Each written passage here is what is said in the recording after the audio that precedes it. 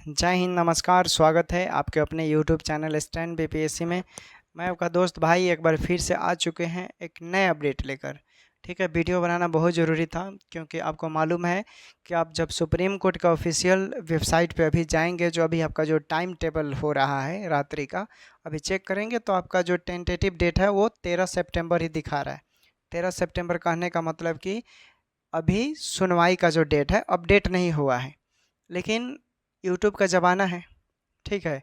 YouTube पर कई ऐसे यूट्यूब पर कई ऐसे यूट्यूबर हैं जो सुप्रीम कोर्ट के क्या बने हैं, जज बने हुए हैं।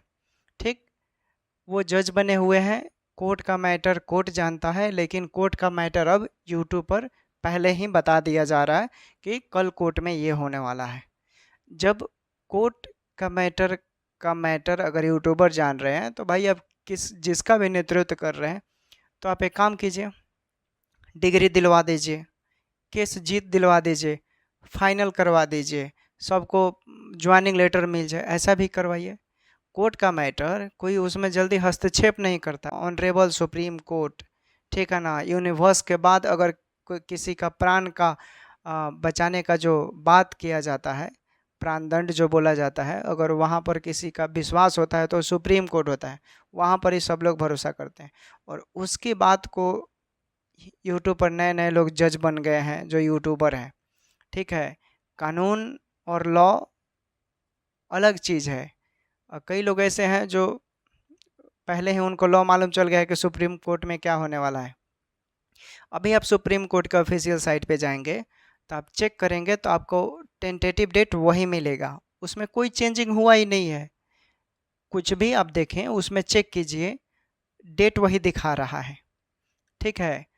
हाँ, हो सकता है कि कई ऐसे जो नज़दीकी एडवोकेट हैं, रजिस्ट्रार वगैरह से जाते हैं, मालूम करते हैं, तो कभी कभी ऐसा होता है कि मालूम चल जाता है कि बिहार सरकार ने क्या किया है, जो भी अपना है एक्टिविटी है वो नहीं किया है। लेकिन क्या बिहार सरकार सभी यूट्यूबर को बता दिया है कि मैंने एफिडेविट नहीं लगाया है? क्या बिहार सरकार ने सभी यूट्यूबर को ये बात बता दिया है? ये सब चीज़ें हैं समझने वाली। देखिए, हियरिंग तो होगा, ठीक है। अब कई लोग बोलेंगे कि फलना यूट्यूबर ये बोल रहा है, फलना लोग ये बोल रहा है। तो भाई, मैं पहले ही बोलता हूँ कि भारतीय संविधान ऐसा है, जो संविधान का विरोध करता है उसके लिए भी काम करता है, जो समर्थन करता है उसका तो करता ही है, ठीक है। बोलने की आज़ादी सबको है, कोई भी बोल सकता है, तो बोलने दीजिए। सोशल मीडिया एक ऐसा प्लेटफॉर्म है, अगर किसी को एक प्रॉब्लम है, अगर किसी के साथ एक फॉल्ट है तो वो एक का दो लगा कर बोलता है।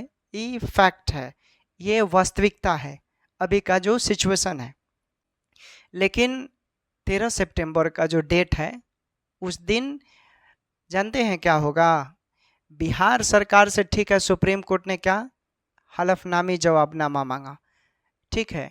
जवाब मांगता है कोई भी कोर्ट किसी से, तो आप मुख से नहीं बोलेंगे, उंगली उठा दिए और बोलेंगे कि हम आ गए और हमको जीत दे दीजिए, ऐसा नहीं होता है, ठीक है। एफिडेविट लगाया जाता है, लिखित रूप से कोर्ट में बातों को रखा जाता है, ठीक ना। तो यही चीज़ बिहार सरकार से क्या करेगा, सुप्रीम कोर्ट अपना जवाब मांगेगा, ठीक ना। क्या करेगा, वो जवाब मांगेगा कि ये बताइए कि सुनवाई होगा 13 सितंबर को, ठीक है। अभी अपडेट नहीं हुआ है, अभी के अकॉर्डिंग हम बता रहे हैं कि जब तक डेट जो दिखा रहा है वही रहेगा, ठीक। अगर कुछ नहीं, अपडेट जब तक नहीं होगा तब तक हम किसी के मुख से बोली हुई बातों पर भरोसा कभी नहीं कर सकते हैं। चाहे वो हम ही क्यों ना हो, चाहे आप ही क्यों ना हो, चाहे दुनिया का कोई भी क्यों ना हो, चाहे सुप्रीम कोर्ट ही मुख से बोल दे तो उसका भी मान्य नहीं होगा। जब तक वो लिखित रूप से ऑर्डर पारित नहीं करेगा तब तक उसको मान्य करार नहीं दिया जाता है, ये फैक्ट है। अब देखिए, सुप्रीम कोर्ट जवाब पूछेगा ना जी। 13 सितंबर का जो डेट है, सुप्रीम कोर्ट जवाब पूछेगा कि आपको जो समय दिया गया था, भाई आप मजाक समझ रहे हैं सुप्रीम कोर्ट को? सुप्रीम कोर्ट दाल और चावल और भुजिया है क्या कि सौन दीजिए और मसल कर खा गए? मजाक नहीं ना है। आपसे वो रीजन पूछेगा, वो कारण पूछ सकता है कि आप अभी तक हमें जवाब क्यों नहीं दिए। आपको जब बोला गया था ये सब चीज़ें एक्टिविटी करने के लिए, आप क्यों रीजन पूछेगा। रीजन पूछने के बदौलत बिहार सरकार अपना जवाब देगा कि ये था, ये प्रॉब्लम था। ऐसा नहीं है, जो हियरिंग का डेट है, डेट अगर चेंज नहीं होता है तो ऐसा नहीं है कि एडवोकेट वहाँ मौजूद नहीं रहेंगे, एडवोकेट तो मौजूद रहेंगे, ठीक है, चाहे वो कॉन्ट्रैक्ट बेसिस के हो, चाहे क्वालिफाई के हो, चाहे बिहार सरकार के। एडवोकेट लोग वहाँ अपना जो प्रेजेंटेशन है उसको रिप्रेजेंट करेंगे। ये अलग बात है कि आपका जो पहले जैसा बहस होता था 30 मिनट 40 मिनट, वैसा बहस नहीं होगा, लेकिन बहस 5 मिनट हो, चाहे 7 मिनट हो, चाहे 2 मिनट हो, लेकिन 5 मिनट के लिए कार्रवाई जो है वो चलेगा ज़रूर, ये चलेगा, क्योंकि सुप्रीम कोर्ट निर्णय जानेगा, ठीक है, कि आपसे जो पूछा गया था आपने अभी तक क्यों नहीं लगाया, आपको रीज़न देना पड़ेगा, ठीक है, तो रीज़न देगा, जो भी चीज़ें होगा वो होगा। पॉजिटिव रहिए, ऐसा थोड़े है कि कोई कुछ बोल दिया कि मुख से मान लेंगे। अगर सब लोग ऐसे ही मुख से बोली हुई बातों का वैल्यू होता तो दुनिया में एडवोकेट की ज़रूरत ही नहीं पड़ता, सब लोग जो बोलते वही मान्य करार दिया जाता।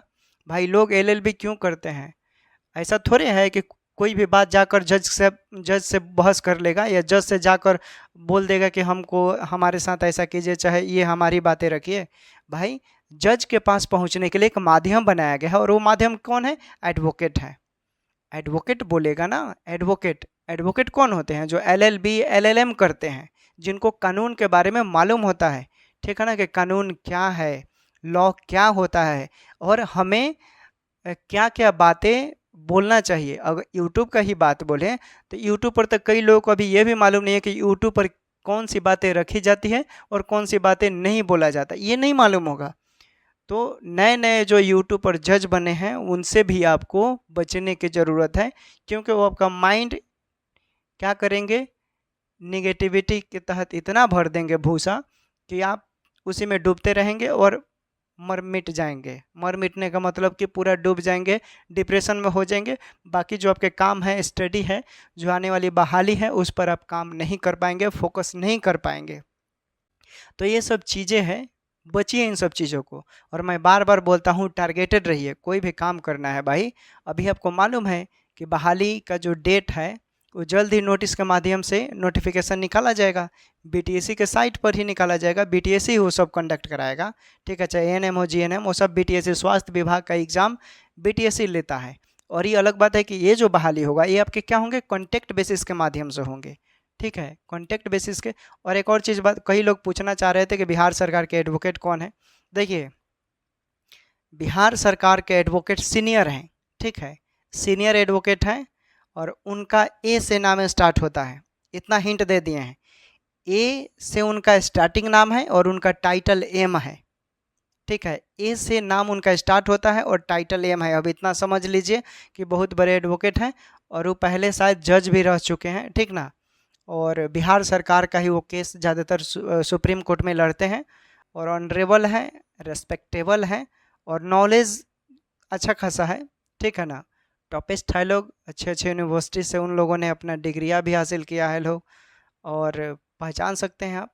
अब हिंट दे दिए हैं, पूरा खोल कर नहीं बता सकते हैं, क्योंकि अभी भी कुछ चीज़ें जो है हम यूट्यूब पर अब पहले जैसे नहीं बोलते हैं, क्योंकि जो भी चीज़ें हैं अब डायरेक्ट अगर बिहार सरकार किसी को मौका दे रहा है तो उसकी भी हमें आदर करना ज़रूरी है, ठीक है, क्योंकि बिहार सरकार के बदौलत ही अब चीज़ें, कोई भी चीज़ें होगा वो एक्टिविटी होगा। बिहार सरकार को अब छोड़ कर नहीं चल सकते हैं, ठीक है, कोई भी नहीं चल सकता। हाँ, ये अलग बात है। एक और चीज़ कहना चाहेंगे कि देखिए, केस लॉन्ग पीरियड में क्यों जाता है, केस लॉन्ग पीरियड में इसलिए जाता है कि आप जितने बड़े एडवोकेट रखेंगे, जितना ज़्यादा सीनियर एडवोकेट होगा, जितना ज़्यादा सीनियर एडवोकेट होगा, केस उतना ही कम दिन तक चलता है। जितना जूनियर एडवोकेट होगा ये केस लॉन्ग पीरियड में जाएगा, ठीक है। अब बिहार सरकार के एडवोकेट बहुत सीनियर है, बहुत ज़्यादा सीनियर है, ठीक है, तो उनके मुताबिक अगर वो खड़े होते हैं, और जैसे कि कॉन्टैक्ट बेसिस के वाले भी बोल रहे थे, जो एडवोकेट का वो लोग नाम ले रहा है वो लोग खड़े होते हैं, तो 1 से 2 हियरिंग ही केस चलेगा। अगर इतने बड़े बड़े एडवोकेट लोग रहते हैं तो 1 से 2 हियरिंग, क्योंकि सुप्रीम कोर्ट में भी कोर्ट का जो मैटर होता है वो मुंह दिखावल खेल होता है। जितने लेवल के एडवोकेट रहते हैं ना, वो सब मुंह दिखाने के लिए वो सब क्रियाकलाप किया जाता है, लेकिन जितने बड़े एडवोकेट होते हैं उसी दिन रफा दफा होने की भी संभावना रहती है। आप उठा कर देखिए, अभी कपिल सिब्बल ने एक हियरिंग किया था, ठीक है, हियरिंग किया था बजट को लेकर, ठीक है, प्रधानमंत्री के तरफ से बीजेपी की तरफ से केस लड़ रहे, तो अभी हाल ही फिलहाल का मैटर है, ठीक है। तो आप देख सकते हैं एक ही दिन में केस को रफा दफा करवा दिए। यूट्यूबर ध्रुव राठी हैं, बहुत दिनों से केस लड़ रहे थे, उनका एक वीडियो डिलीट कर दिया था यूट्यूब ने, उसके लिए उन्होंने केस किया उन्होंने भी। अभी फ़िलहाल कम से कम हमको लग रहा है कि 2 हफ्ते हो गए। इस 2 हफ्ते में ध्रुव राठी ने भी बहुत बड़े एडवोकेट को रखे थे, उनके मुताबिक क्या हुआ, उनका भी फाइनल जो 2-3 साल से केस चल रहा था उसका क्लियर हो गया। तो ये एक चीज़ें हैं कि अगर जितना आप बड़े एडवोकेट रखते हैं, उससे केसेस जल्दी ख़त्म होने की संभावना रहती है। ये भी वास्तविकता है, आप जजमेंट देख सकते हैं। ओके, तो ये सब चीज़ें था दोस्तों, ठीक है।